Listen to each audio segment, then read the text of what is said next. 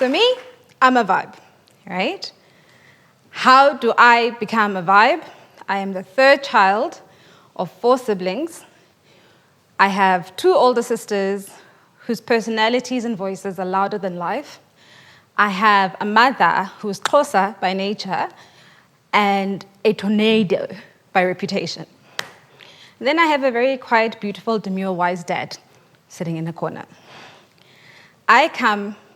My lineage comes from the top of Africa, well, South Africa, and the bottom of South Africa. My mother's Xhosa from the Eastern Cape. My dad is from Limpopo, in a tiny little place that really doesn't even have a dot on the map. My parents are phenomenal human beings. They met in Johannesburg, driven by work to get here, and my mother's first job, she was a domestic servant. My father's first job was a garden boy. I am a vibe because by the time I was born, I had a life of privilege that no other child could compare to. I was literally born with a gold spoon in my mouth. My parents, at a time when options were not available for Black people, pushed boundaries, fought hard for their dreams, and if you look at all my childhood photos, I am the first Black child everywhere. We lived in an Afrikaans neighborhood. Ek was amper mevrou Jacobs, right? We have all my primary school photos, all my cheerleading photos. I'm the only Black girl with long braids. My parents made me a vibe. My siblings blinged up the vibe, right? However, I had such an amazing upbringing. My favorite memory of my life is when I turned 16, I had drivers, right? We had drivers at home, so I had my own personal driver, and he went and picked up all my girlfriends and all my friends, boyfriends, came to my house, had a great party, and took them all home. This was my life. It was my assumption that I could go to anyone's house and they had an entertainment area. Like, duh, who doesn't, you know? You know, you could even negotiate in the pool, but like, if you have an entertainment, there's a bar, there's a lounge, there's a dining area, there's a TV room, and a kitchen. And like just an open space where you can stick a piano. This is my life. I went to very cool white schools, I suppose, because they were not Black schools. My parents fought for me to be admitted, right? I obviously don't know this. I just get shipped from one place to another, and I just show up. However, this is how I was raised. This is my life. One day, I came home from school, and I turned around the corner because we lived in a neighborhood where I could walk to school and back, and all my mother's things are outside on her yard. It's an unfathomable image to go through. Your entire contents of your home on the front yard for everybody to see. I have my 2 older sisters trying to make sense of the chaos, and they're trying to park it or like lift things back into the other backyard so they can be safe and secure. My father is nowhere to be found. And my mother at this time is actually working overseas in Saudi Arabia. So it transported my worldview from being about me, my friends, my parties, my cute life, which is what we call a soft life now, to, oh my God, what on earth is this? What's happening? When we finally find my dad, he has organized transportation, all sorts of things. We are in limbo for a week. We're in limbo for a week, literally. I didn't go to school. I don't remember much of it. But we're staying at my best friend's mom's house. And we're best friends because our parents have been friends for like forever, right? Day 3 of this is the first time I speak to my mother.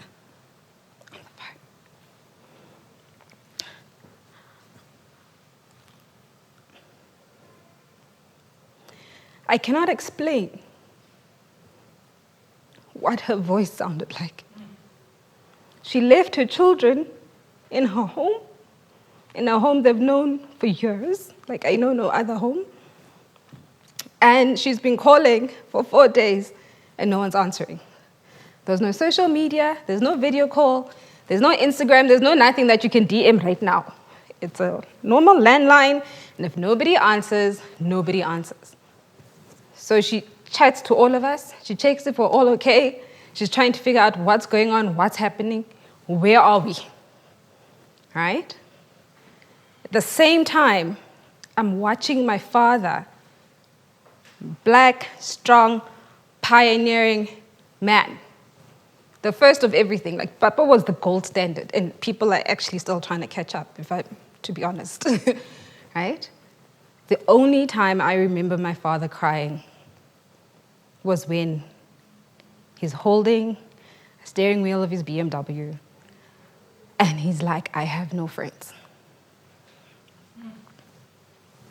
Right? So that's my first jolt into maybe the world I think exists is not the truth. We get through to school, I go back to high school, everybody is always assuming that all is well, because it's still the same friends, like from primary school to high school, same people, nothing changes.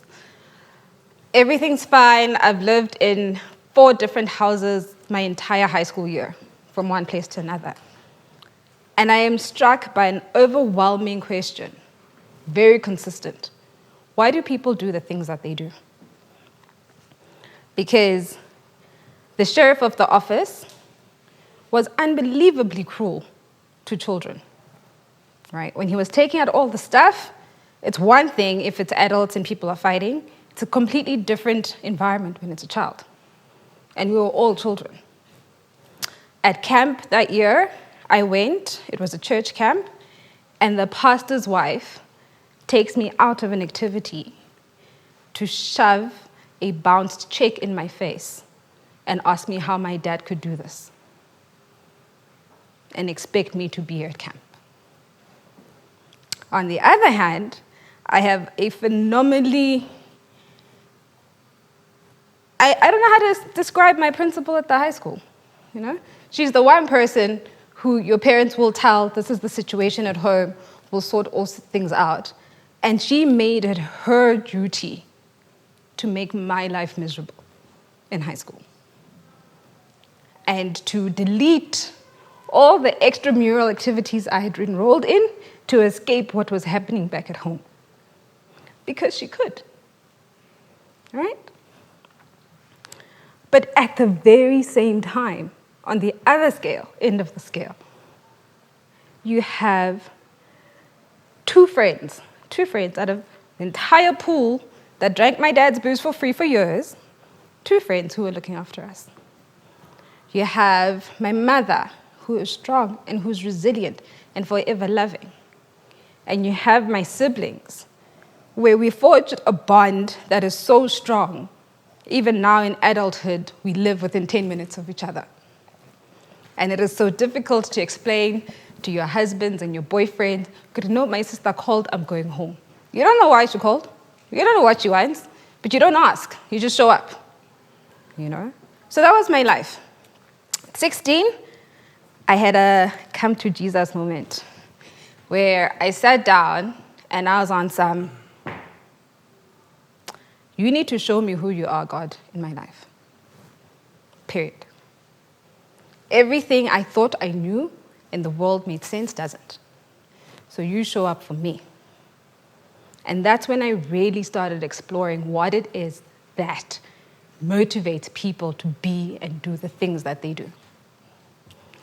Fast forward many, many, many moons later, like you can see, I'm good, I'm happy, I got a husband, I got 2 kids, my life is all right. I actually created a life design program, which helps people design the lives that they want to be. Self-explanatory. But how do you sell this entire process? What is it? What do you talk about? And ultimately, it boils down to one thing. Why do you do the things that you do? And one of many universal truths is you are either motivated by fear or you're driven by love. There's no in between, right?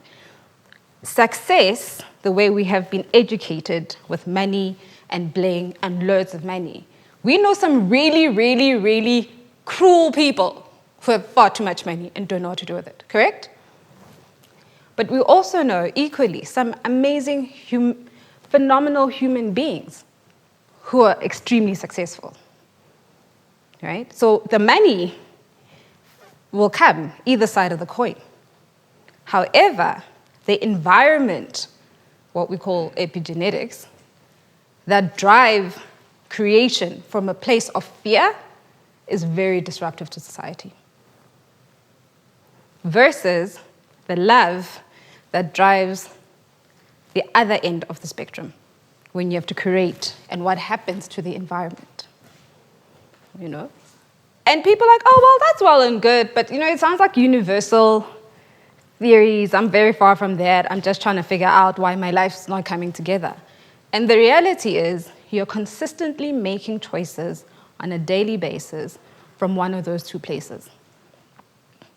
As woke as I am, with all the things that I know, ultimately, every day, I have to make a decision about my life, and it's either motivated by fear or it's driven by love and passion. It's a constant decision. How many of you have ever taken the time to face your fears? As I stand here, I have not eaten because my stomach will do all sorts of things, because I still get nervous speaking. And I've done it 1,000,000 times, I'll do it 1,000,000 times more. Right? That's the fear. But what motivates me to get on with the message? The love I have for humanity. Big difference. Fear is the resource energy pool you use to get somewhere, not what you use to define your existence. When you're motivated by fear, you hoard. You want to protect. It's always mine. And people target, that's how the fastest way to lose things, when you think it's yours, right? But we all know people who are very successful, and it works for them. So the end goal isn't the money. It's the quality of life on your way to your money. So I implore all of you, ask yourself your question. We all want the money to some degree, you know, billionaire, millionaire, thousandaire, whatever you want to do. How do you define your daily activities that get you there?